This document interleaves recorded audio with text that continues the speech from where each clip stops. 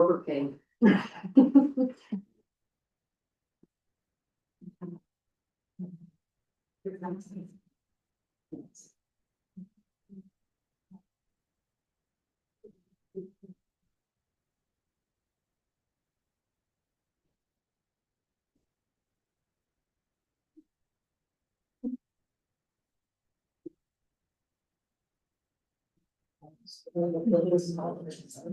Reporting.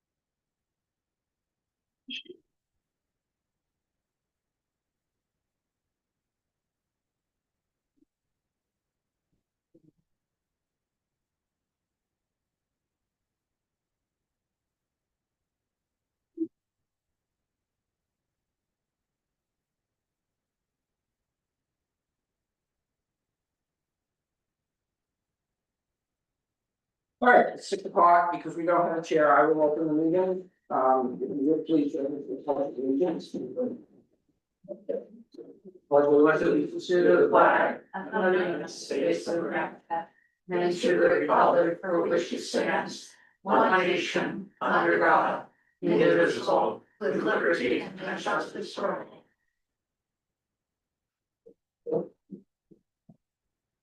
So the first item on the agenda is to elect a chairman. And at this time, I will open the floor for nominations. I nominate Alyssa Easton. Seconded. Lisa has been nominated. Are there any other nominations? I have a thought that we might propose, something I shared with Cassie. The thought would be to eliminate the chair positions and the vice chair. The chair and vice chair are. The chair and vice chair position are in our. Board rules and procedures. But it's not required according to ordinance. And I see some advantages of doing away with that position. The differences between a regular select board member and a chair come down mostly to, as far as I've been able to observe from my prior time on the board, is the briefing that takes place before the meeting. And that briefing, I feel, there's a review of the agenda and an update sort of on what's brewing in the town that may come up later. And I feel that information would be better shared in this meeting, like at the beginning, so that everybody has the same information. There is no such briefing anymore. We have done that for, no, the agenda, Dennis makes the agenda and then the agenda gets sent to both the chair and the vice chair. Both of them have to approve it, and any select board member can ask for an item to be put on the agenda. Okay. So that takes care of that. So, then the only thing would be the presiding officer, which is stipulated, and that is rotated. So it was just an idea I had for, another way to approach this that I thought I'd raise for everyone's consideration. I was wondering, are there other functions of the chair and co-chair positions or vice chair positions that we're not aware of that? I think I actually would advise you to not discuss this tonight, to bring this up, to amend your board rules in a different meeting. And if you choose to eliminate the vice chair at that time, you can just eliminate the vice chair. I think it's most appropriate that you just concentrate on getting your chair elected and have this on an agenda for the next. Okay. Can I answer a question? I would say the only other major thing that I'm aware of is the chair is usually the one who speaks for the board. Like if there's a press release or something like that, they work with the board to agree on a statement and then that comes from the chair. That's helpful, thank you. All right, all those in favor of Alyssa being chair? Unanimous 5-0. Alyssa, you take the meeting from me. Sure.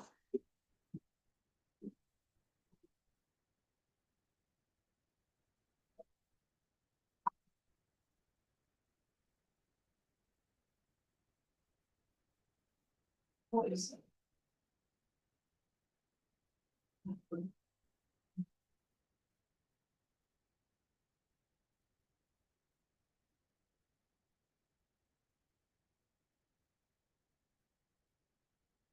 Our next order of business is the nominations for vice chair of the Wiscasset Select Board. Do I have any nominations? I'd like to nominate Pam Dunning. Seconded? We have any discussion? All in favor? Unanimous. So our next item is the consent agenda items. Do we have any requests to remove any of these items from the consent agenda? I believe Cassie and I should be, not voting on the minutes in the prior. That's correct. You are That would be correct. probably correct. Yes. So we've just removed all this. All right, we will take those out. That's item C and D on your agenda for number 4, so we'll remove those. There any other comments on the agenda? Can I get a motion to approve the consent agenda minus items C and D? So moved. Second. All in favor? Approved 5-0. Can I get a motion to approve the minutes of June 2nd and June 9th? Move to approve the minutes of June 2nd and June 9th, 2027. Second. Do we have any discussions, comments, changes on the minutes?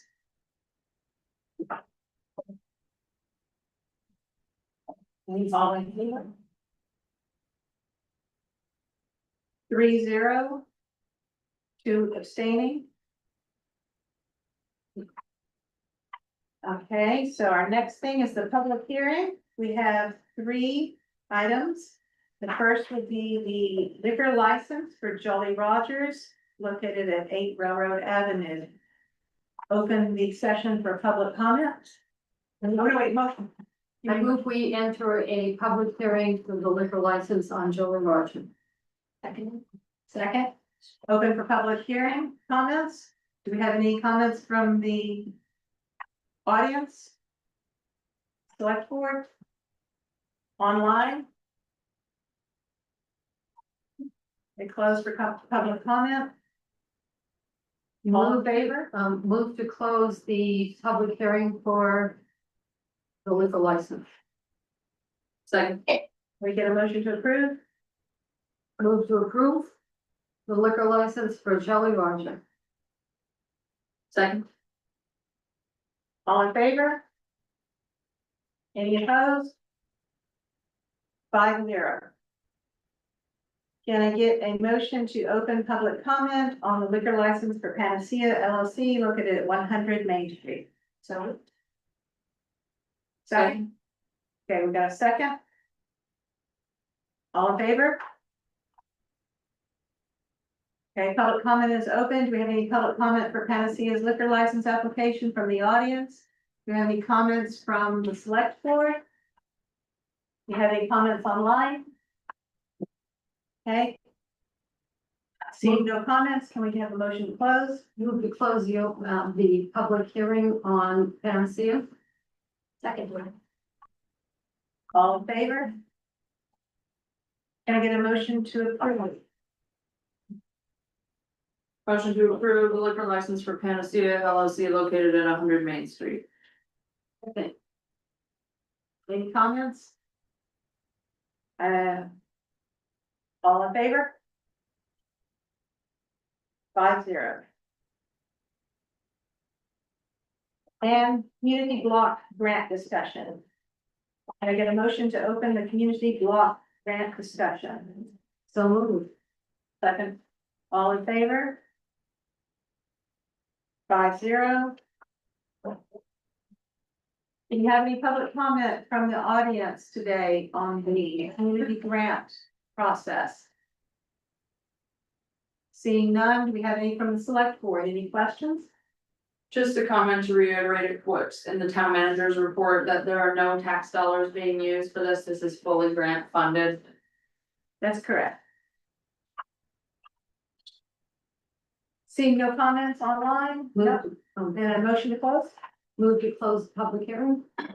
Seconded. Excellent. All in favor? 5-0. Can I get a motion to approve?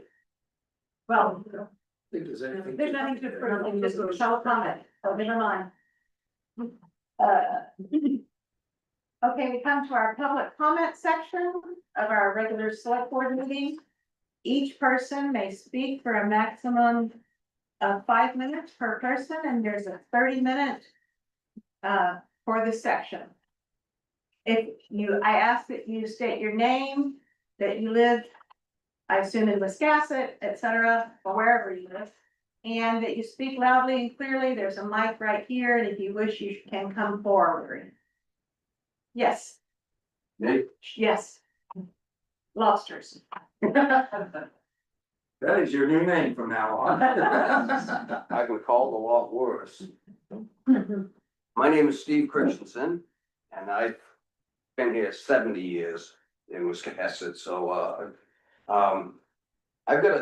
I wanna make a comment. I'm not here to get into a peeing contest with anybody, but at the last election, and this thing has really been great at me. We have a line item, and it's to approve $600 to support the Legion Flag Project. $600. Those are the flags that you see on the poles coming into town. It's not the ones that go to the cemetery. So I'm looking at the vote on this. Granted, people vote the way they want to vote. There was 1,073 votes cast yes or no for that. 260 people said no. That's 24% of the voters on this. I think that is terrible. You know, that we got 260 people in this town that can't vote for flags for the veterans. Simple as that.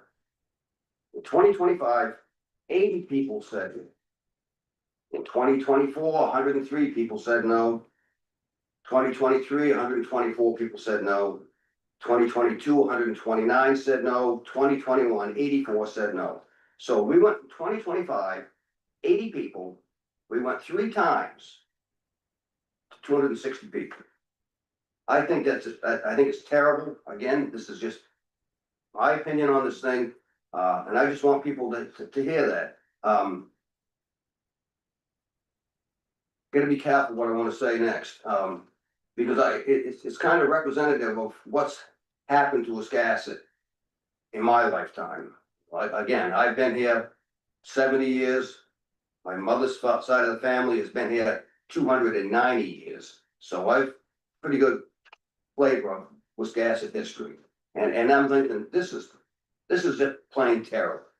You know, whether you voted no or yes, that's your choice. But I just wanted to be heard that, you know, I think 260 people voted, I'm embarrassed. However, the vote passed, 800 and some odd passed, but 24% of the people who voted for that particular line said no. Basically, 1 in 4. That's all I wanted to say. I mean, there's nothing we can do other than I just wanted to get that off my chest because it's been bugging me for a while. So, thank you. Thank you for your comments, Steve. Next person? Okay, Ed, sure.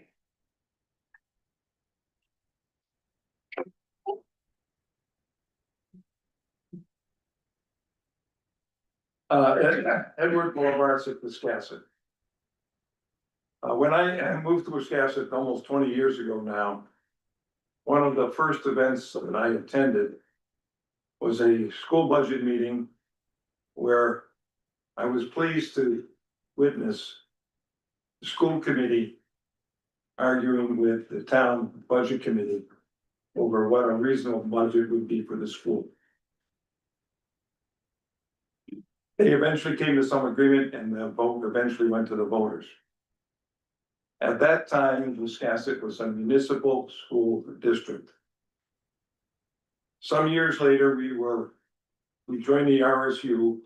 We had to either join the RSU or we were faced with a $500,000 penalty from the state.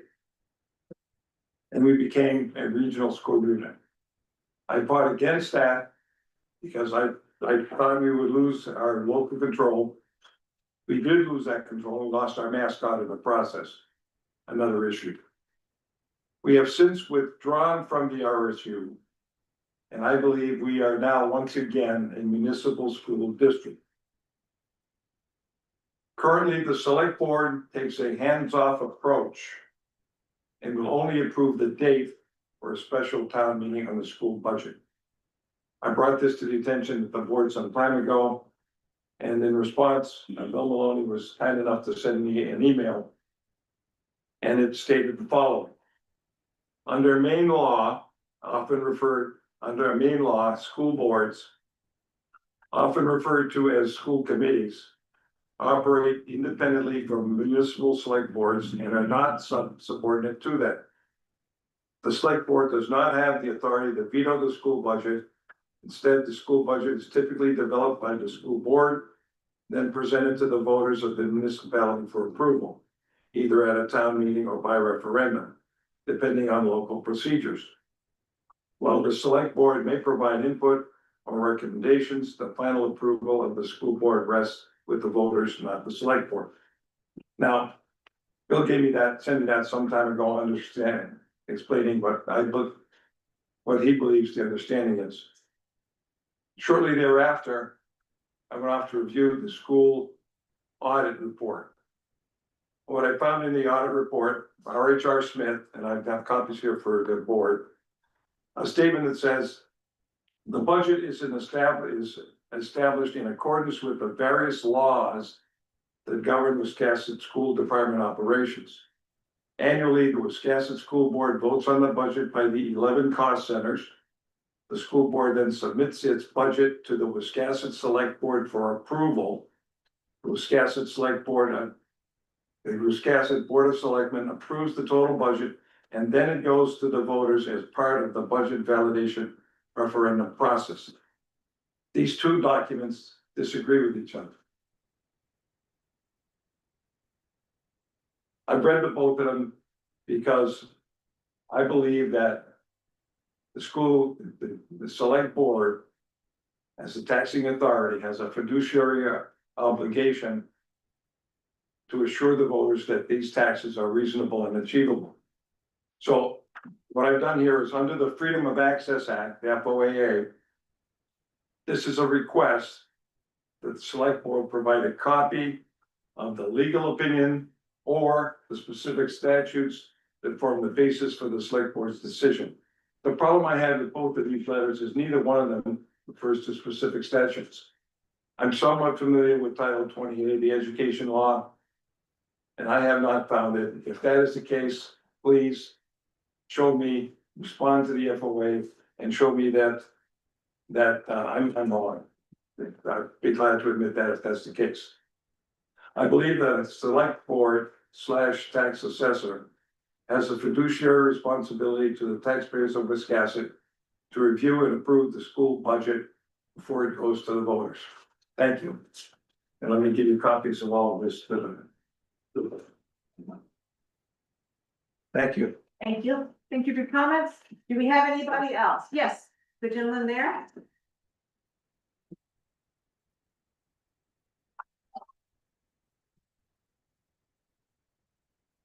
Yeah, Ralph, Phil, I see you have boxes back in finishing cutting all the wood on Birch Point Road.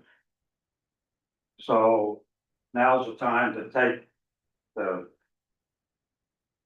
You put the data center in a position where they're not being dealt with right now. That's the greatest place in the world for a data center. There's 300 acres, salt water there, there's all kinds of power lines. I would just ask that now that they're cutting the rest of the wood, that you start talking again with the data center people. Thank you for your comments. Is there anybody else? Online? Seeing no further comments, let's move along to the next piece. We have department head or committee chair reports. Do you have any comments on that? No. Seeing none. Let's open up our number 8, unfinished business, follow up on the sewer treatment plant discussions. So I have asked Andy from Albert to join me tonight. Mostly for the benefit of the 2 board members, and I'm sure they're pretty aware of what's going on. Anyways, but I've asked Andy to kind of give us a high-level overview of where we started and where we are. So we can figure out where we need to go from here in light of the vote to build the plant elsewhere. I'm Andy Conway from Allbird Associates.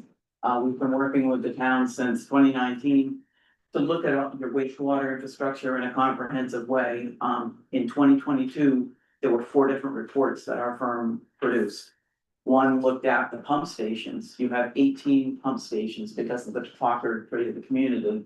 Everything is pumped to the treatment plant. So you have infrastructure there that you have to deal with, and the results of that study recommended $2.6 million worth of, I'm sorry, the wrong one here.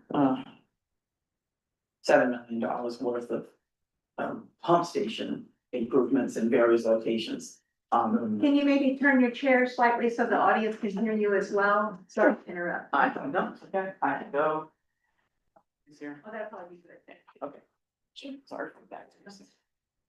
So we studied the wastewater infrastructure, including pump stations. I mean, it has 18 pump stations that pump wastewater.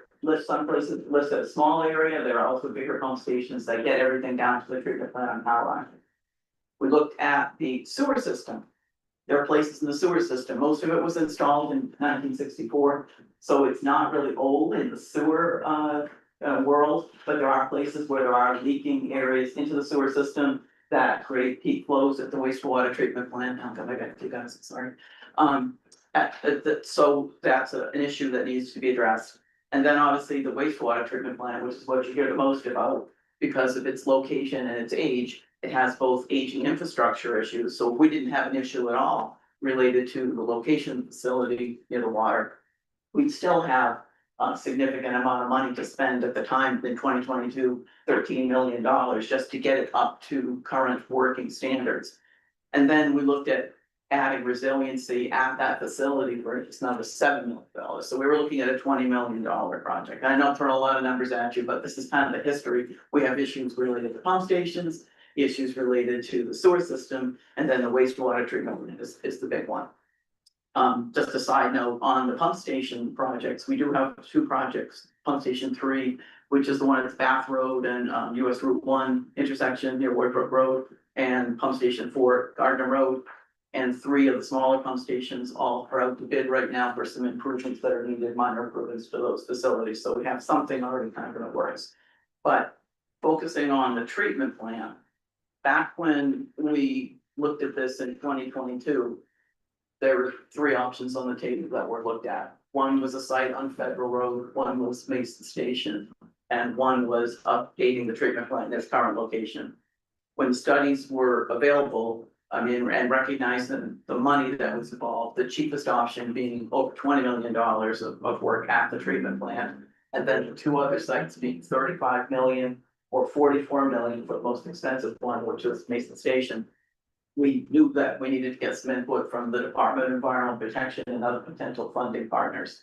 So we had a meeting here in December of 2022. Some of the select board had participated, and we had USDA Rural Development, officials from the DEP, and the Lincoln County Planning Commission to kind of put our heads together and try to figure out a way to fund whichever option was allowed. And during that meeting, there was a pretty extensive discussion about whether we could keep the treatment facility in its current location or whether it needed to be moved. The position that was verbally expressed at that meeting from the Department of Environmental Protection, who would be a primary funding partner, and of course, they're the permitting licensing entity for the treatment plant, was that it should not stay where it is, that the site was not acceptable, that putting a wall around the plant and trying to save the plant where it was not an option they could fund. And in the time, in the last couple of years, we've asked the DEP to repeatedly give us a written backup of that, so that it cited the case in law why that had to be the decision, because obviously there's a lot of money on the line. And we did get that letter last month in May, and I think that was in your packets. And basically that letter from the department stated that they are not going to tell you, you have to move the treatment plant, but they don't feel like it's an acceptable option. They're not going to support the choice to keep it there, and they're not gonna be able to provide any funding to do so. And that's important because they're not only a source of potential low interest loans, but they have to support almost any application we make to anybody else. If we try to compete for money from the USDA, which is a federal agency, or from the Maine Emergency Management Agency, we need the letters of support from the DEP, and we will need environmental permits for anything that we do. So it puts us in a situation right now where we need to be looking for a place to move the plant. And so everything comes to Cow Island right now. So the components that would be required to move the plant to wherever site the town selects would be putting a big pump station down there to convey the water to where it's going to go. Building a new treatment plant on whatever site that we are able to determine. And then you've got to get the water back out to the bay, because that's where it's discharged. And finding that site is kind of the next obstacle. Just a little recap on where we are money wise. So we're talking about $50 to $60 million for the treatment plant, and that's setting aside anything else that for the needs of the sewer system or station as a lower priority at this point. We've been applying for funding, even though we didn't have a site all along, and we have actually gotten some money, $5 million of grant through congressionally designated spending. Now, 3.5 of that is being spent on the pump station project that's out to bid right now, so we have $1.5 million from that. We have $4 million from the Maine Infrastructure Adaptation Fund. And then we have 2 offers from the Maine Department of Environmental Protection. Last year, they offered a $1 million grant and $9 million worth of low interest loan. That's 2.5% over 30 years. And then this year, they offered another $10 million in support. So I guess bottom line is we have some money, but we need to figure out where an acceptable location for the site will be. Update the costs and look at the environmentals of whatever that site is. And then once you have a site, you're able to do an environmental review and apply to some of the other agencies who have to have that environmental review completed before you can really get your hat in the ring. So did I hit the highlights of? I know it's a lot to throw out there, but that's kind of the summary of where we are. And I guess right now, for us to perceive anything, I mean, you do have some money available that could be used to explore sites if they have potential places the town wants to identify. Obviously, we things we need is something that's environmentally acceptable and then socially acceptable because of, concerns folks have raised. I'm happy to answer any questions. Is it okay if I speak? Okay, Yeah, I'm Rob from the sewer department. I was wondering if, hypothetically speaking, there was a piece of land somewhere that was deemed appropriate for the sewer plant to move to. Could any of that money, grant money that we received or loan money, be used to acquire that piece of land if we didn't already own it? Yes, Yeah, plan is an eligible, that is an eligible item that to release funds. Yes, Mr. Pulaski. Did I understand you correctly that this letter says? I guess it is not required in the plan? Did I understand that correctly? It said that the DP is not telling you you have to move the plant, but they won't support any funding or provide any funding, including the 20 million that they already offered. And that letter is in the packet, so it's available online. Thank you. Go to the board, yes. And then we have the deadline coming up for accepting part of a whole bunch of the funding, correct? Yes, so there are two parts. The money from last year, you put the placeholder in and told them that you'd accept the 1 million and 9 million contingent on, obviously all the process the town would have to go through. And that, they tell you when they make that offer that by September 30th of the following year, so by September 30th, 2026, you'd have to go through any formal acceptance the town would do and enter into an agreement with the bond bank. But the other money by July 10th, we need to respond to the DEP and tell them that, we're interested in that. What are the requirements that we have to meet by the September 30th to be able to accept? Basically, it's whatever at the town level you would need to do, if you do town meeting to accept borrowing, that would have to happen. There's nothing as far as knowing the site or anything further, the DEP knows that some of that stuff's uncertain, they still make the offer. So just to clarify, that Mandy is working on that application now to go to DEP. You've already authorized the application, the previous board did, so that's going through. I'm working with the school currently to figure out a meeting date so that the school referendum and the referendum on actually issuing the bonds gets done at the same time, so we don't have to do this. We do not need to enter into the formal approval with the main bond bank in order for the voters to approve that. They can do that ahead of time, which helps me out, because then we can do the town meeting all at once. So that is the process that we're currently working on. But then you guys are gonna have to decide whether, like the last time, to accept this additional $10 million, which is, as Manny mentioned, there's nothing forgivable in this one. Right. So. Can I clarify, so the June 10th deadline is for indicating we're interested in accepting the additional $10 million loan. Right. July. Yeah. July. Yeah. Correct. I was gonna say- July. Yeah. And then the September 30th deadline, could you say a little bit more about what's required of us for that? And that's for the $1 million grant, forgivable grant and. And the 9 million, loan. yes, so basically, this is kind of a repeated lesson, the 2025 offering that the board had approved filing the application for and intent to accepting. You'd have to enter into an agreement with bond banks, the DEP offers the money through their clean water state revolving loan fund, but the main municipal bond bank actually administers it and holds the money, and you have to file an application to them for those funds.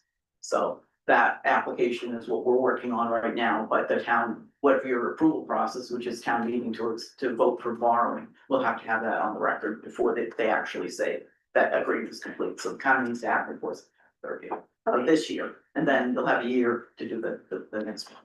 They recognize that it takes a long time to get through all that. Absolutely. And am I correct in assuming that we do have to have the new location identified in order to enter into the bond agreement? No, Okay. no, we do not.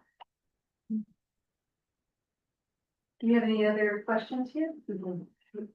Right, but I'm happy to let, so. No, keep going. Okay, so my other question, you already answered one on the status of total funding raised. Are there any other funding sources that are at risk because of the change in location or have some implications for that? No, there's nothing at risk, but the problem is for us to continue to apply to other potential sources like the USDA Rural Development Program, which it can be a combination of loan and grant, or the Maine Emergency Management through their building. They have a federal program, the building, correct, they call it BRIC, Building Resiliency Infrastructure program, they want to see you further along. Like to be competitive for a brick grant, and you can get quite a bit of grant money that way, that they really wanna see you in preliminary design. So you've got a site, you've done your environmentals, and you're actually working on that. For the USDA, part of the application process is to produce an environmental review and get to that federal clearance. So if you haven't done that, you can't apply for that.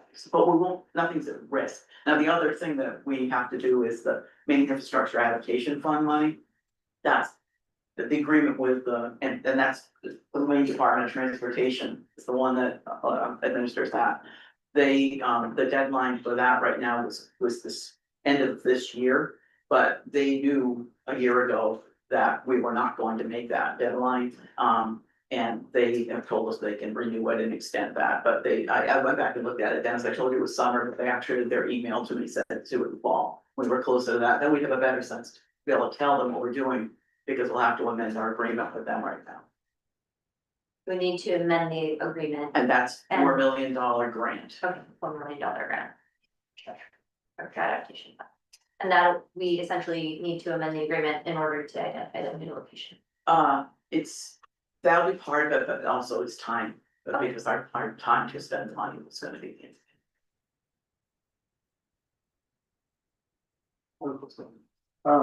So the work that's being looked at for Cow Island, what will be left there after the project is done? Really, it would just be a pump station if the plant is completely abandoned. You know, and if you mean like what would be the abandoning plan or what would be there for required infrastructure? Well, I understand that demolishing and removing the building is part of the plan. I was wondering if it could be left and repurposed. Yeah, I mean, I don't think we ever got to the point where we were deciding exactly what was gonna be demolished. At the facility, and I mean, I don't think that that's part of the deal, like you have to demolish it and make it so that it wasn't there. I mean, what they're concerned about is the failure of the facility. Right now, the size and height of the walls are at the same as the 100-year flood, so I mean, there's a risk. They want you to get away from the risk. I don't think they're telling you have to take everything down there, so you couldn't reuse it for something. Yeah, but is that removal, is that part of the 50 or 60 million that we're looking at? Okay. No. I would like to comment on that if I may. Yeah. I only wanted to say that when we received the reports from Over that had the initial costs line items, one of the line items was demolition of the existing plant. And that is in the CAP study, I believe. But if anybody wants to know what that number was, I mean, it was from 2022. But that was in the total cost. Now, I specifically looked for that, so it was shown in the report. Right, yeah, I just wanna make sure that we're not confusing. We have demolition in every cost estimate because there's some removals of things to build something else, so I'm not 100% sure if that number is, but if anybody wants, I can look that up, and obviously, any of those reports, if anybody that's near the board wants copies, get the materials out. I have copies of all of this stuff in my office, and I think my boss is gonna see it's not, but. Yeah. You have a question? I did have another question. So I know that the costs have been skyrocketing with inflation and materials and everything, so the longer we wait, the more expensive it gets. I was curious what the likely impact to the total cost of different locations would be. I know in your study in 2022, there's looked at Birch Point Basin Station area. And I remember correctly, there was another location. It's on Federal Street, On Federal. you know, you think it's. Yeah, okay, and do you have an approximate estimate for what the relative costs are for those and what those proposing? I do, so at the time that the study was done, it was 35 million, that's this including the pump station and the new treatment plant, Was that the? at Federal Street. And then it was 44 million at Mason Station, but, so what we've been doing for cost escalation is we figure 5% a year, and then some of since, you know, the time during COVID when there were shortages and the additional requirements now for like Build America, Buy America, and just reflecting the market for the projects we've had up to date, we actually had a 20% kind of escalation on top of the 5%. So the current cost is basically like 1.45 times what it was back then. So 64 million for Federal Street and, oh, no, sorry, 51 million for Federal Street, 64 for this station. What our current estimates are. Okay, and it was 64 for Mason, Yes. okay. Last question there, is the difference, between different locations likely to be something that state and federal funding sources would help support, or would the town need to cover the difference? I'm wondering if there are any requirements to go for the lowest cost option, or if they're fairly flexible. There really aren't. I mean, if, you know, that they have a practical input, if there was something they thought was wasteful or didn't make sense, they're going to comment on that, but there isn't, it's a great requirement that we find the closest site. I mean, but the practical process is, the further you go away from where you are right now, the further you've got to pump it. The further you go away from the water, the further you got to go back. The further you go away from town, which is where all the sewer is, you gotta pump it there. I mean, it's just, you know, it's a trade-off, and it does escalate. Right, and greater opportunities for something to go wrong, I assume, the further. Yeah, or greater long-term operational costs, because you'll be pumping more and it requires more energy to do that. So there's a trade-off anyway you look. Okay, that's helpful. I think I've been trying to really assess what the total cost to taxpayers is with, you know, distance, because I know that that's a really important consideration. Sure. Yeah, no, the next, sorry. So the next logical step would be that we look at potential sites and try to assess those individual costs and benefits, and then give you something else to make a decision about. Pam, do you have a question? Yes, so my question is, well, first, my statement is I'm often hearing from different people that it's $1 million a mile. The further you move that plant, is that a true estimate? That the further you have to move it? I'd say it's more. In a recent estimate, Des asked me to look at another site, So it's and even Old more Ferry than Road. that, Yeah, more than $1 million a mile to move that plant. yes. Okay, we need to get it as close as we can, don't we? Actually, that may not be accurate. How close is the current sewer infrastructure to the Mason station now? Well, hold on, we haven't opened up the public comment just yet, so, I'm sorry, I thought other people were asking questions. well, this gentleman works for the sewer plant, so kind of part of the process. But we'll get to you in just a moment. So do we have any more questions? Cassie? Yes, we should say. Okay. I do have something online. Okay, so let's take the online one so that we don't forget this online person. Can you hear me? Go ahead. Okay. So I have a question about the two sites being talked about, Federal Street and Mason Station. Obviously Mason Station's a little further, so that would cost more money.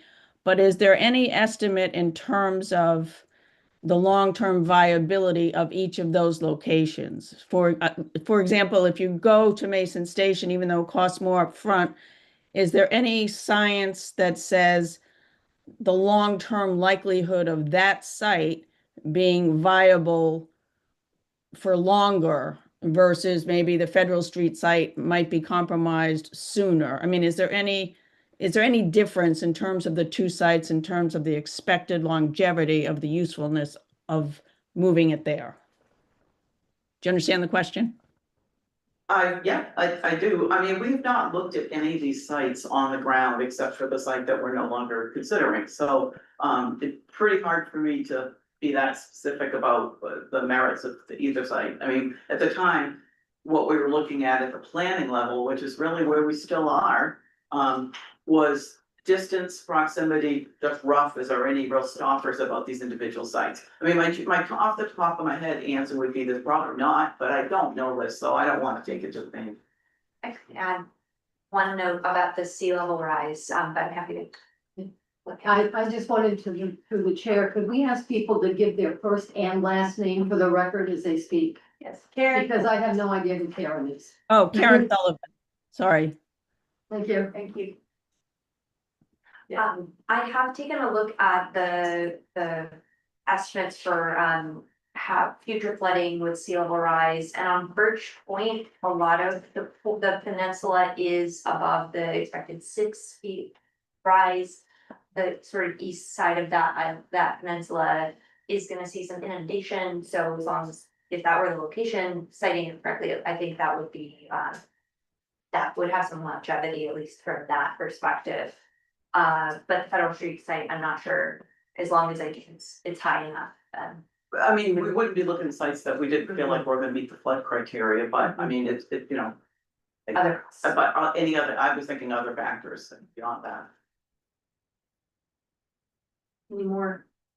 Okay, so then at the back, Yeah, so we're talking about, $1 million. you have to give your name and, Shannon Babcock, thank you. Wiscasset.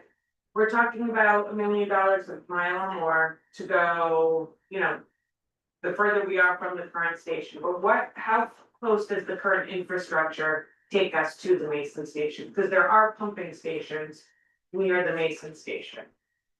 Well, the pumping stations now pump everything towards the Correct. plant.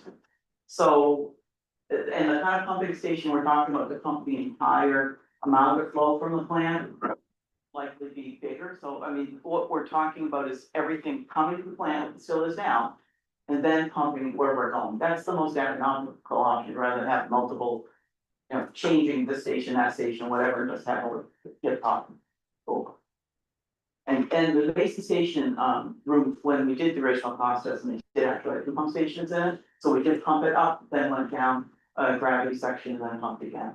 I mean, again, planning level views of these things, when we have more specific sites, we certainly will look at that in a lot more detail. And I guess the other thing I didn't mention is, I mean, the further away we go, I mean, besides the expense, we do have, the possibility that we're gonna have ledge. Means we're on the coast here, it's very visible, in many parts of the town, so that's why it inflates the cost even more.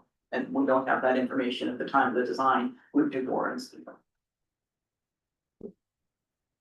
Jim? Sure, Jim Crowley, police gas president. To date, we've looked at the, leaving a plan in place, potentially going to Mason Station, potentially going to the school site, or potentially going to the town, public works garage location. Have we eliminated the possibility of looking at privately held land, something we could purchase? And, or is it, as we go forward from this point, are we going to look at potential sites where we just have to approach people and see if they're willing to sell? We did that initially the first time. We picked several sites. Bill came up and Rob and I. And we approached several people, Mr. Sortwell being one of them. And we were all told, thank you, but no thank you. But if anybody, if anybody's willing to sell. And it's a viable piece of property, I think we would be willing to have that discussion. That, in other communities, when we've had either a new treatment plant or we have not relocation, but new treatment plants we've worked on, that's how it's been done, is looking for a good site and then, approaching folks, so that's definitely an option. And if the site, if we can acquire a site that's large enough, would we consider something like a lagoon treatment system, if we have enough area to do it, or would we stick with the design? I mean, I wouldn't rule out any technology, but I mean, that's not what we've been thinking. Sure. So when you have a lagoon, got a big open area, I mean, you need more land, you have more potential voters, I mean, you'd like to be in a more remote location. And I mean, so it's not like it's impossible, but that's not really what we've focused on so far. Again, we're all at planning level, but at some point in time, as you already mentioned, prices are going up every year and we need to kind of get on it before we either lose the money we have or just price ourselves to be further. Could you address the relative size in terms of capacity of the plant? I know it's been brought up multiple times that ours has a lot more capacity than we need. And how that would impact whatever we build. Well, I'm gonna be honest, that's I did not write the study of the plants. I'm not gonna be able to just whip out the numbers. I know how many users you have, because I look at that for financial stuff. But, I mean, when it really comes down to it, I mean, we want you to make sure you have what you need right now for the foreseeable future. I kind of did, because there's so much to talk about, I didn't get into the fact that you really look at these things for every 20 years. That's when the treatment plant itself, it's like a 50-year item, then the mechanical stuff in it, it's like every 20 years. So we want to be looking at a planning period of that, and we did look at that in the treatment analysis. I just don't know the number off the top of my head. But it's not gonna make a huge difference in the bottom line about, because you have a relatively small wastewater treatment facility anyway. So having the capacity you need for foreseeable growth in the area is not a huge factor in the dollars subsequently. Thank you. If this is not Mandy speaking, may I address that question? Certainly. Is it okay? I think what happens is, people will look at the treatment plant and they'll see what the monthly average flows are and what the design capacity of the plant are, and they see quite a discrepancy there. What would you say your monthly average flow is? It's typically like 180,000 to 200,000-ish per month throughout the year. It's like, you know, around 200,000. Dry weather? Yeah. And what's your license? We're licensed, the design flow is 620,000 gallons a day. So that's in excess of the average flow, but with inflow and infiltration sewer system. And we deal with peak flows in this town that maybe are 4 or 5 times the average flow. And at times with severe storms can be 10 times the average flow. So when you design a treatment plant, you have to design a treatment plant to pass all the water that's gonna get to it, not just the monthly average. If you did that, then half the time you'd be overflowing. So the design capacity is dependent on how much storm and runoff and groundwater and run in from basements and whatnot you have in your system. You can do work in your system to eliminate a lot of that, probably not all of it, but quite a lot, to bring that overall peak flow down, but you have to handle the peak flow, not just the monthly average flow. Thank you. I just wanted that said for the record, because I think there were some misunderstandings about if we built the same capacity plant, that it would somehow be way more than we needed and way more expensive, and so, thank you. Right, the economy of scale just doesn't work that way. Yeah, no. Right. Mr. Ford? I had one question for Dennis. You mentioned a bond referendum in the near term. What was the magnitude value of the bonds? So the bond is a $10 million bond with 1 million of it forgivable, so 1 million would be in terms of equity. Paid out over 30 years. How low interest? 2.5, 2.5. Well, that's what. It may not actually be that, but it will be low, so they're telling us 3% or less. 3%. Still good money. Do we have any further questions? Yes. Could I just get clarification on when we would start paying interest on that? Could it be as soon as we pass the bond or not until we start taking advantage of money? When you draw it. We draw. So if we didn't start the project for another 2 or 3 years, we wouldn't actually be paying interest on it until then? That's correct. That's correct. Yes, Dan? Mandy, State your name, please. Oh, Bree. Oh, sorry, Rita Perry. Thank you. Dan Sorrell, Wisconsin. In your experience, how many other wastewater utilities in Maine are facing rising sea level situation? Well, so numerous, I mean, anybody that's really right on the coast, I mean, if you think about it, I mean, it all made sense. All of the pipes were going that direction, nobody thought about that way back when. I mean, you put your treatment plant down at the low point of town, and that's where the sewage all flowed to, so you didn't have to pump it all there.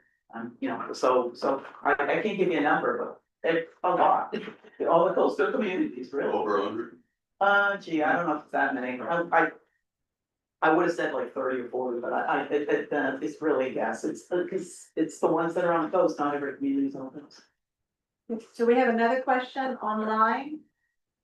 Karen? Yep, Karen Sullivan, Wiscasset. I'm just wondering if the location that's selected or considered and the plans for economic development in the town have any relationship to each other. I know there's been a lot of talk about different ideas for the Birch Point Peninsula. Does that mean that the Mason Station site might, long-term with development in mind, make it a better site versus the Federal Street site? I don't know. I don't know anything about the science. I'm just throwing it out there thinking if location and economic development have a bearing on each other. Well, that means two parts to the process. You have the collection system that gets the wastewater from wherever you develop, and then you have to get it to the treatment plant. So, I guess the thought I had when you first started asking the questions is that, you know, you've got town land you wanna use for one purpose versus another.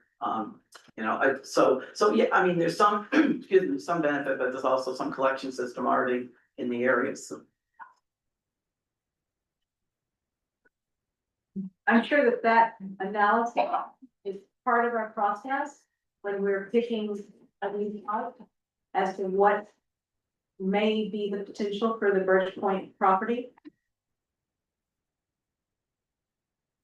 Do we have any further questions from the audience?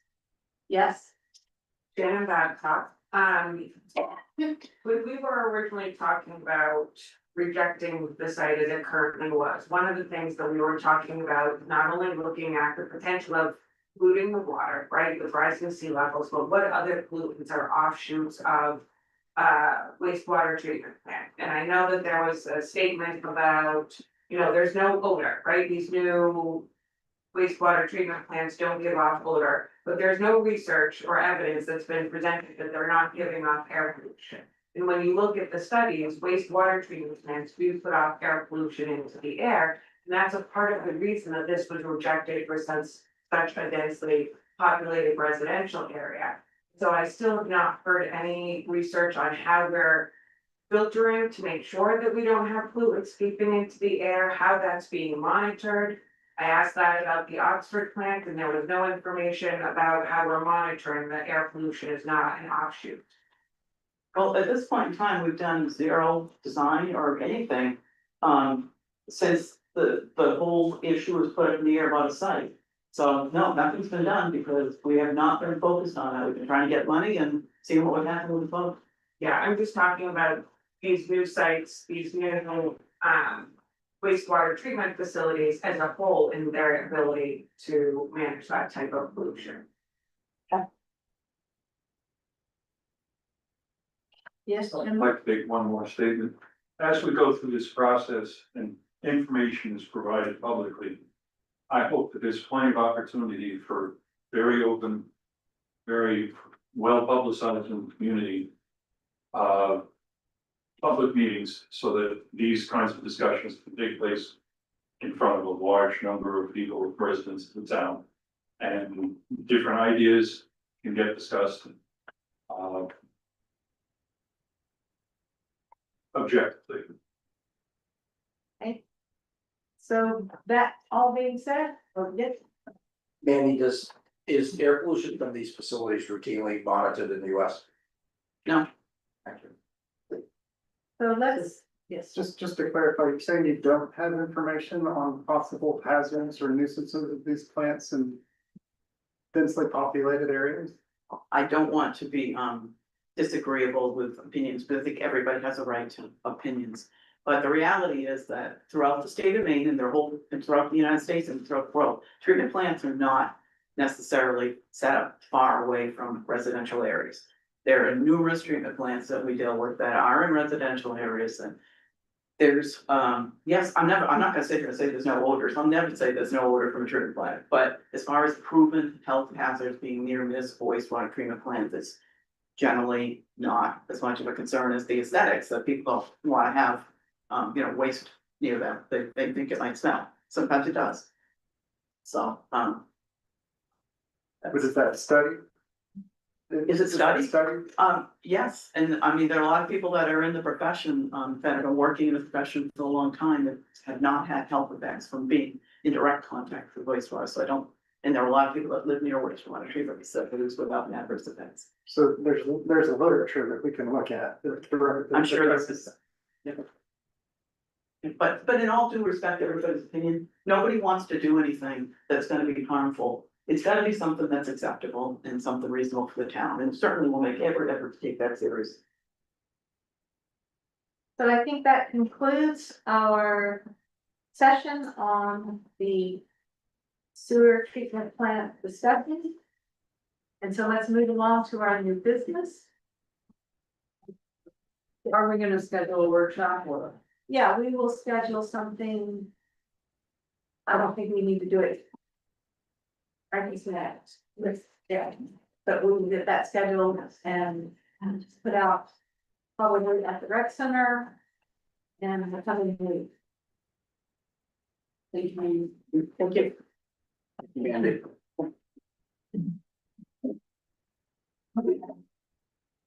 So our new business, monthly financials. Everybody received the report. Are there any questions or comments on it? Seeing none. We have a request to dedicate the town office to the citizens and taxpayers of Wiscasset. The request was by Heather Jones. Would you like to? Yes, so this request arose out of basically my experience over the last month.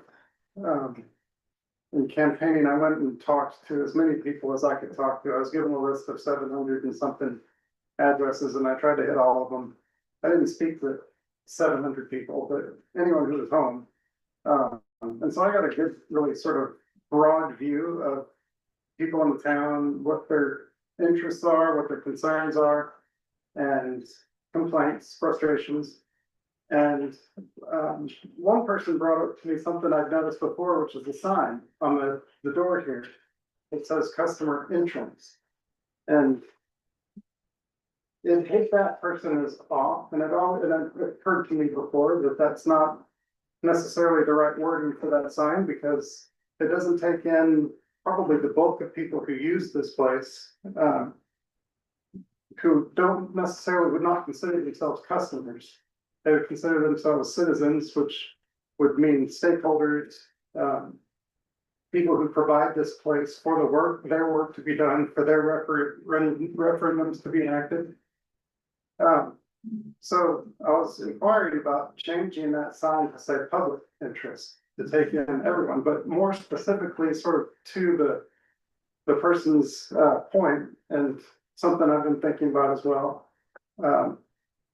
And considering, you know, these large issues and different opinions people have about what they want to see done in this town, I thought it would be a symbolic but important statement to make, to dedicate this town hall to the citizens. Actually, I was going back and forth between citizens and taxpayers. I would just prefer citizens, because that kind of takes in the taxpaying part. But the request would be to consider dedicating this town hall to the citizens of Wiscasset as a symbol and a reminder that the business that's conducted here is conducted in their interests and on their behalf. Yeah. Well, so I would move that we dedicate the town office to the citizens of Wiscasset. In a second? Are Oh, you gonna take any public comment on this, on that? we have to have a second and then we open, Okay, you may want to hold up. well, yeah, so that's, we're not there yet. Okay, That's Second, second. and I have a question. Okay, so now we're comments, so question? Yes, could you be more specific about what this dedication would look like? I'm not quite getting, I think I get the general goal, but what specifically would you do? What it would look like? Are you proposing a plaque? Are you proposing just a resolution? Well, it could be either of those. I think a plaque would make sense, just to, you know, note it in the rooms, we do normally with buildings of significance, historical buildings, I think. So, yeah, I would say a plaque, or it might be on our, you know, our agenda or that kind of thing. Okay, and are you looking to change the wording on the door to just say public entrance Yeah. or? I would just sign on. I left it with her that that's something I could just take care of. I don't think that needs to be a board. Yeah, that was Yeah. kind of a minor point that kind of led into a larger idea. So, just voicing on the sign on the door, I would prefer public rather than citizen, because if you don't live in Wiscasset, there's a fetch up at the door if they're like Right, no, that was, detail specific. Yeah. So public, but, I think it would be, I think it's a nice thing to dedicate the building to the citizens of Wiscasset. I think it would be nice to have a plaque that was put up inside the building, not outside, because I think then you're not dealing with weather permeable materials or whatever, but, other than just the dedication and having a plaque put up, does that really even change anything? You know what I mean? change how we do business here. Yeah, I mean, it doesn't really change anything on the business or the function of the building or anything. You're just suggesting that we make it clear that the citizens, people of town are welcome. Yeah, it's kind of a statement that says, you know, sometimes this half of the room is empty. And it's just the six of us doing business here. So even in those circumstances, the plaque would just say, the citizens are present Okay, in our, you know, in our considerations. okay. And it was, you know, to put the public there, because that does include citizens and customers and Right. media and contractors and so forth, so.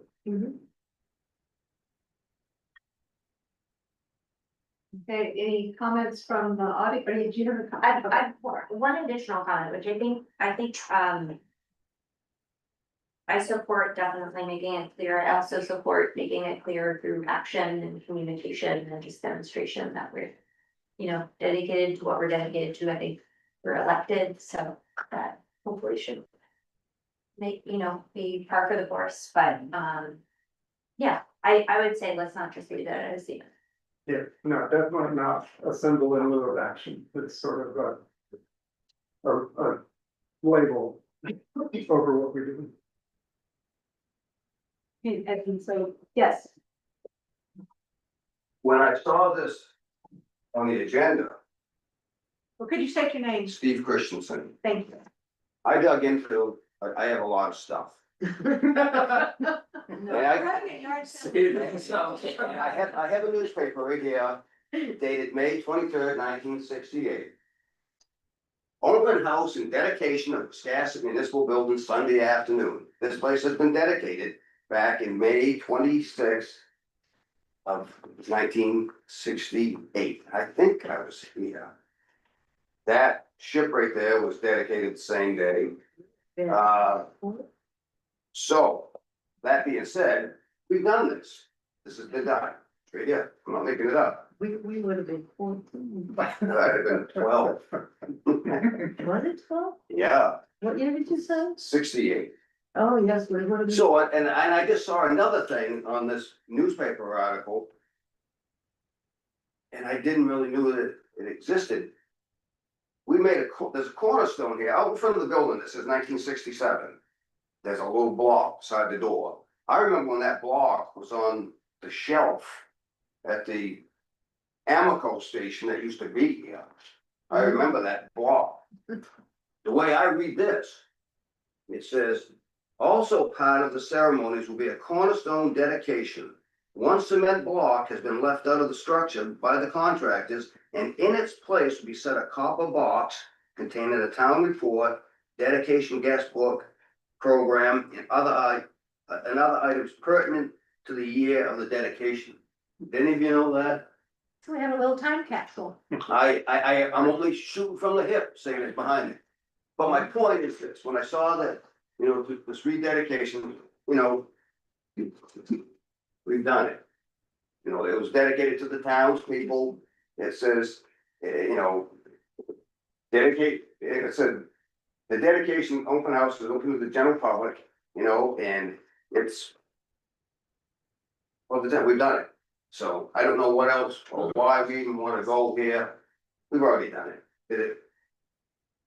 40 some odd Want a years. copy? Hmm? Bring it to the library, I want a copy. But I dug into my archives and I found this, I said, well, this would be interesting tonight, so. Just wanted to let you know that you've been dedicated. So. We'll leave it at that. If I could respond to that, that's exactly one of the reasons I would like to do this, is because we have such a wealth of information and knowledge and experience in this town. This is, you know, a way of drawing that out. So I guess the motion will be to rededicate. It only kind of strengthens my interest in doing that, what you brought there, so. And I heard lots of those stories this last month talking to folks, so. So where do we stand on the motion? We have a second, do we want to?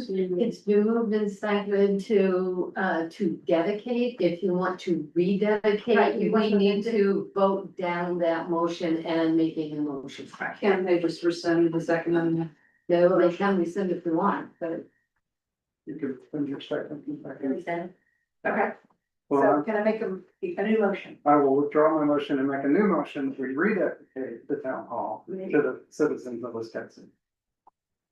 You give a second? second. Second. So we have a second. Do we have any, yes, Aaron? I just did some quick math, so. According to Steve, it was dedicated in 68. That was 58 years ago. Do we wanna make it like a milestone, wait 60 years, or maybe after a renovation? I mean, those are some of the sort of. When you think about dedicating a building, you know, or rededicating, there's some sort of symbolism tied to it. Like a year milestone or a significant renovation or something like that.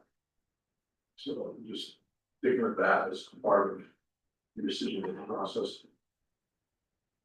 Well, what does everybody think about that? I mean, wait for a more meaningful period or just? For me, the meaning is in the act of, and what it's saying. I don't think the round number is a very large consideration. Any additional comments? Back corner? Amanda Donrich, Wiscasset. Heather, I wanted to bring up, that's a very good point, actually. On the way in, my husband had mentioned, every time that we come here, I always look at the sign. And it says customer entrance, and he's like, I don't know why it bothers me. Just tonight coming in, so thank you for bringing that up, I appreciate that. We're changing that as a given, right? Oh, I think so, yeah, that's a no. I already said it. Yeah, yeah. I personally never looked at the door. I just come in. So if we have no further comment, can we have a motion, well, we already have a motion, move is approved. Vote to approve. No, no motion's been rescinded. They made. No, they had a second. No, they made a second. Yeah. Oh, Yeah, okay. they had a second. No, I'm not for us to rededicate. Right. So who votes to approve? And that's unanimous, 5-0. We will.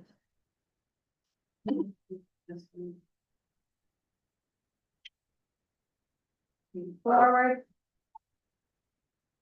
We are going to open a discussion on the recently adopted AI policy at the request of Heather Jones. This was a recent policy. I think we did that in what, perhaps March.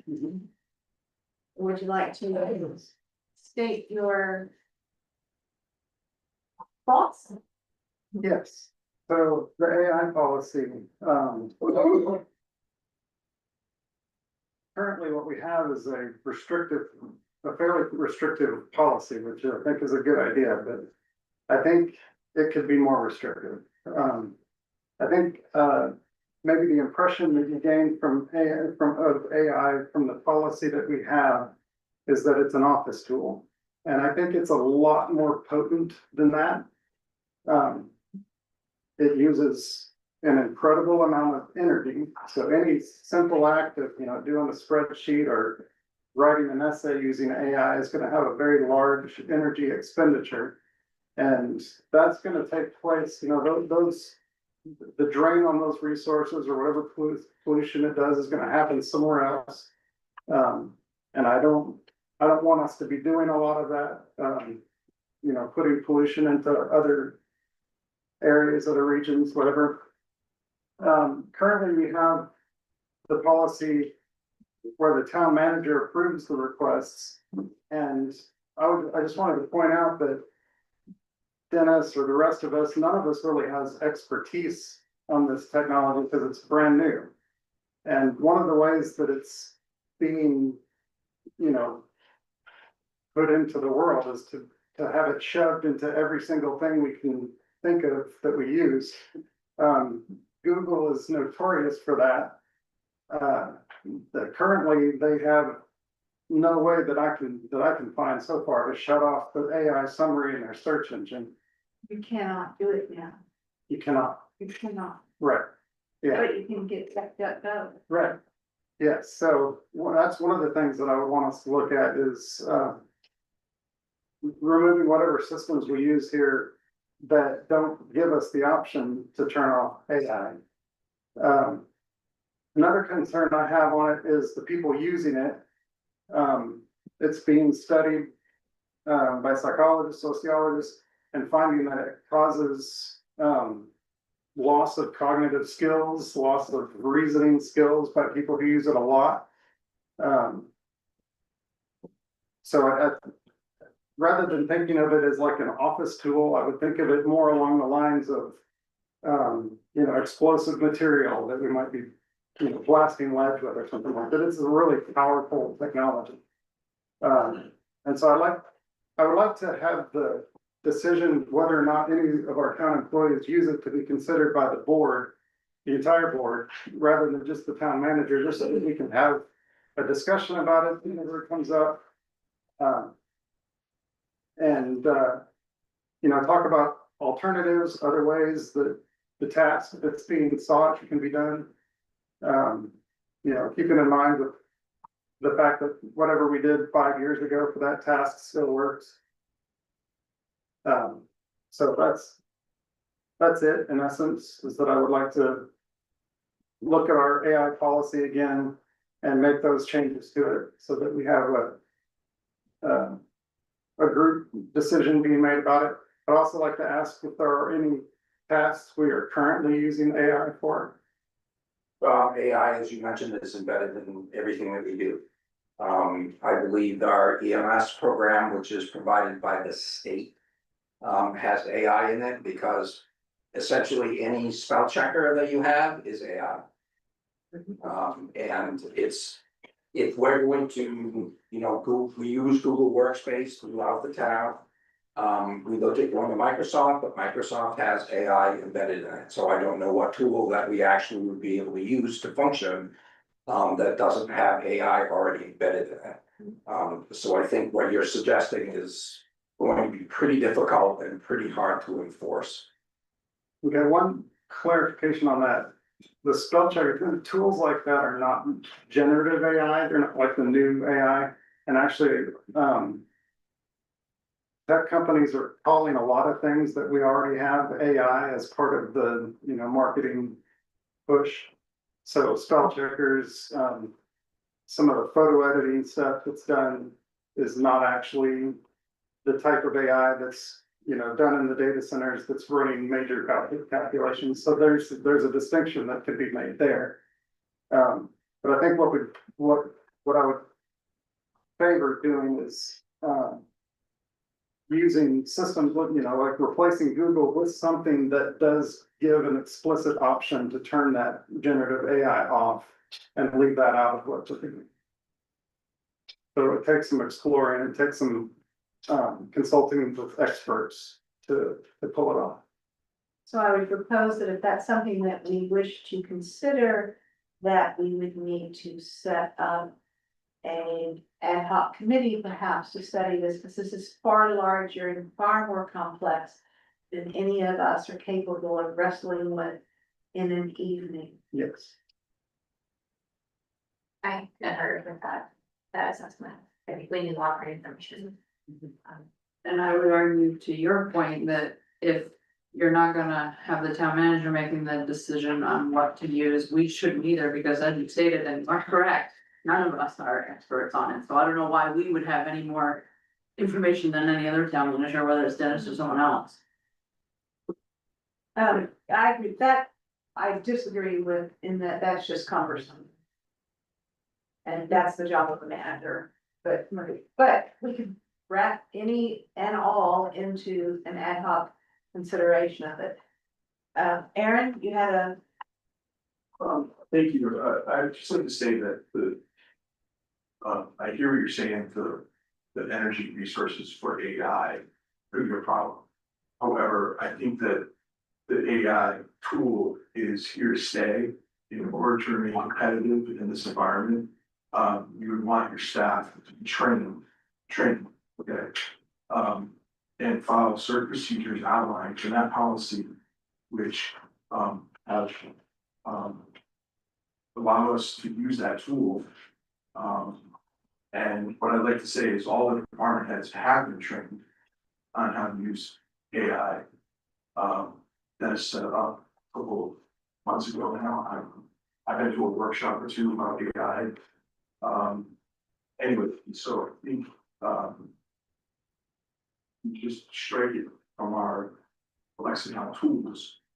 It'd be like telling the police chief, oh, send out your cops without the handgun or the handcuffs. I think that's the kind of tool this is. It's transformative. And I think you want your staff to use it correctly. So continue on to training, have a good robust policy. If you want to amend it, maybe amend it, but that's just my thought. I think my thinking along these lines is just that this is kind of along the lines of resource use, that's paper, energy, like direct and indirect resource use, so.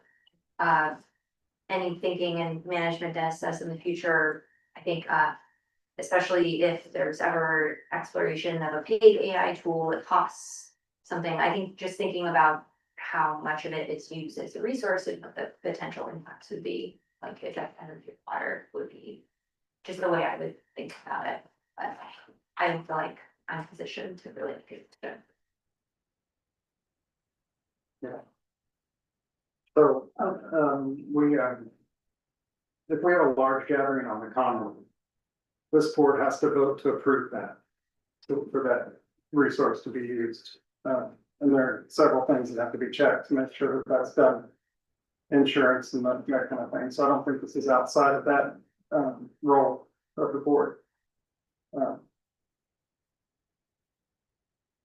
Actually, that's not true about the common. There was a policy adopted in between your service that the board did not want all of these requests to the select board, and therefore, unless it's a large multi-day event, such as Winterfest that's closing streets, those events are provided now.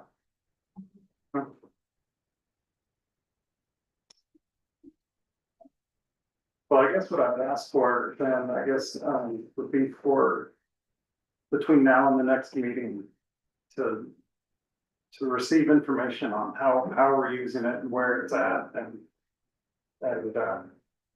and then we could discuss it again later.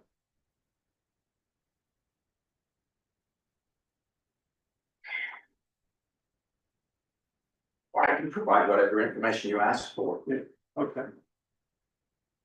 I just, like I said at the beginning, I think this is a different tool than we're used to using, and I hate for it to become something that our employees are dependent on.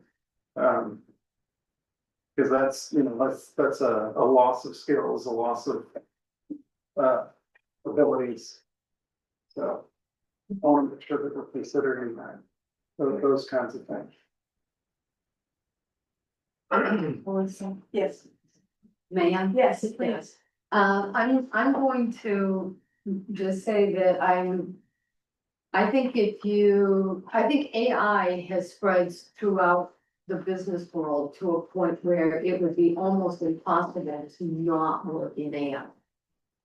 It's in all of your browsers, it's built into a lot of software, I mean, it's just becoming a fact of life.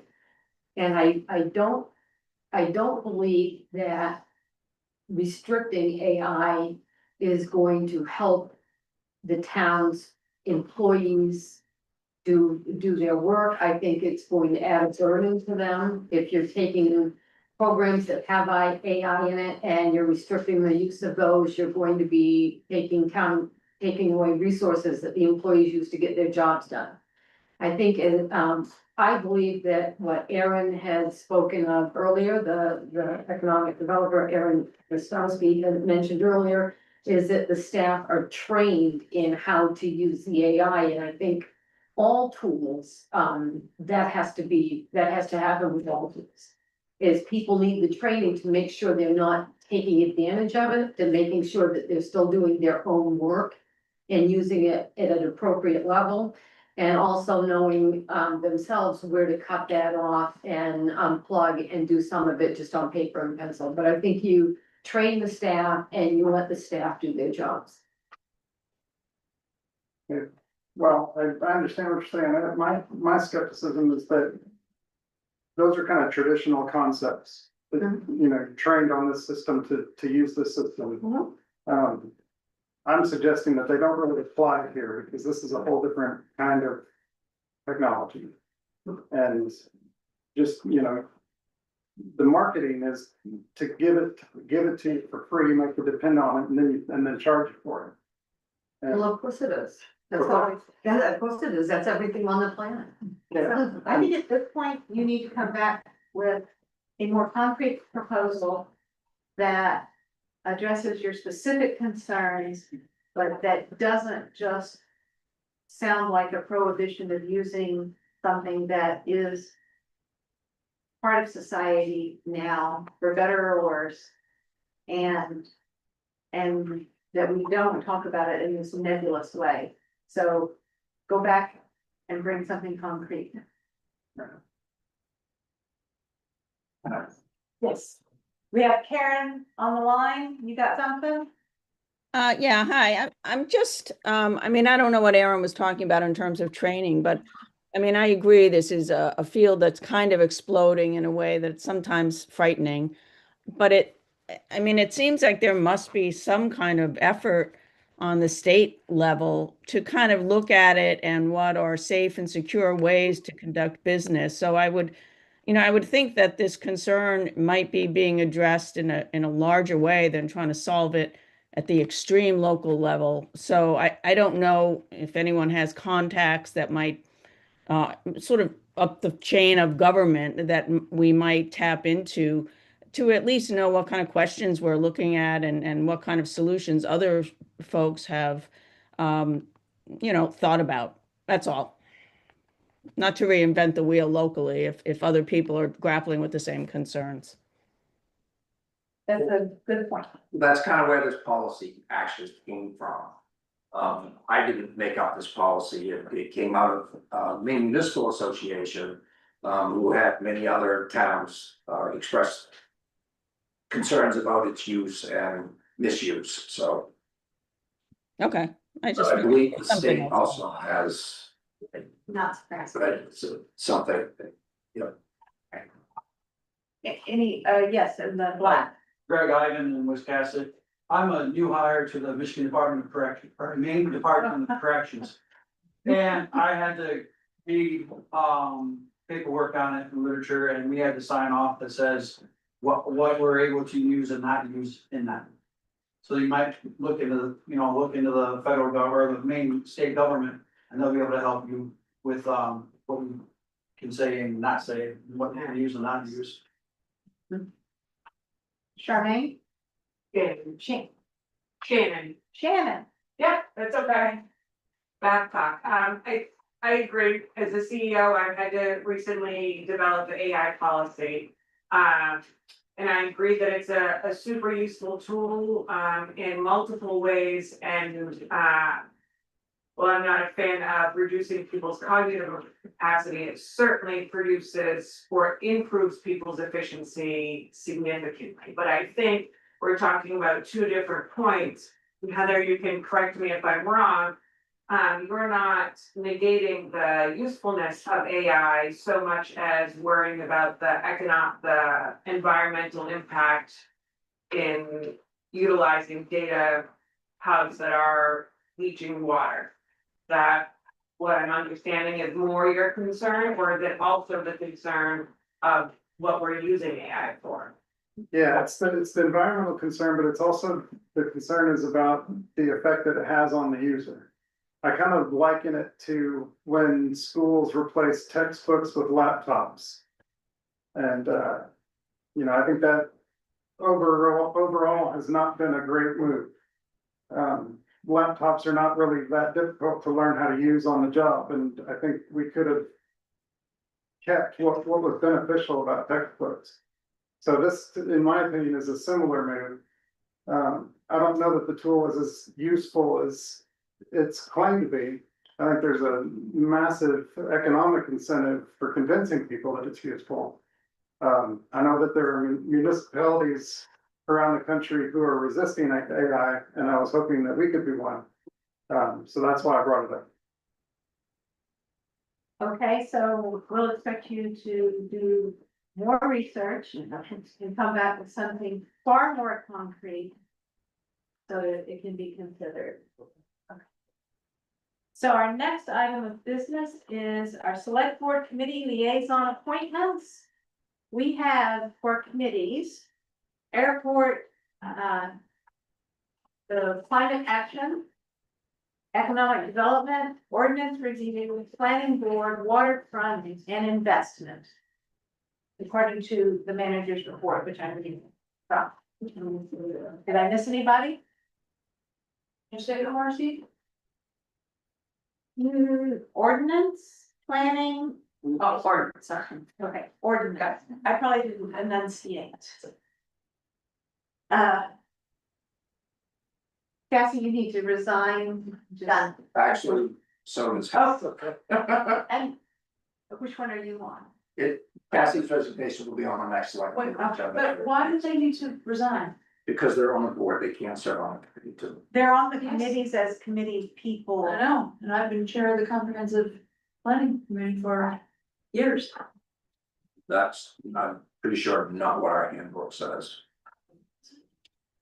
I refrain from making an opinion. I don't know. Let's look into that. It's fine, you can take it. Yeah, regardless, I would be delighted to be the liaison to the WCAP, Okay, on the action team. I can take investment. No one else wants it. okay, y'all keep track of this because I can't take notes that fast. I am happy to stay as economic development. I will take ordinance review. I think Bill was comprehensive plan, so if you want me to get off that and then be the liaison, I'll do that. Comprehensive Plan. plan. Sarah, I was airport before you believe me. do you want to be airport? Sure. You can, Heather, what do you want to be? You gotta do something. Well, there's waterfront and budget is not on this list. I would like budget. This budget, Yes, okay. We just didn't have it, okay. and we're doing waterfront too. Actually, Okay. Thank you, Heather.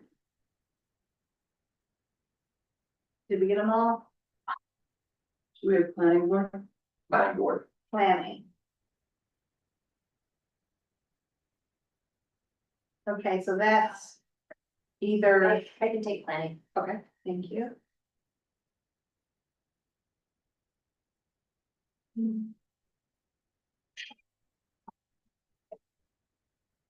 Am I missing any? My computer locked up, sorry. We have airport, WCAP, economic development, ordinance review, planning board, waterfront, and investment. Okay, I think that's it. Is that it? If we miss anybody, we'll do it next time. All right, let's move on to municipal quitclaim deeds. We have two different quitclaim deeds. And can I get a motion on the first one? Move to execute the municipal claim deed for Joanna Green and Ryan Wade at 187 Lowell Town Road. Second. Okay, do we have any comments from the selectmen? Do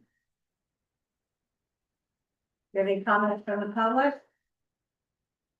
Seeing none online. Vote in favor? No opposed? Motion passes 5-0. Can I get a motion on the second one for Federal Street?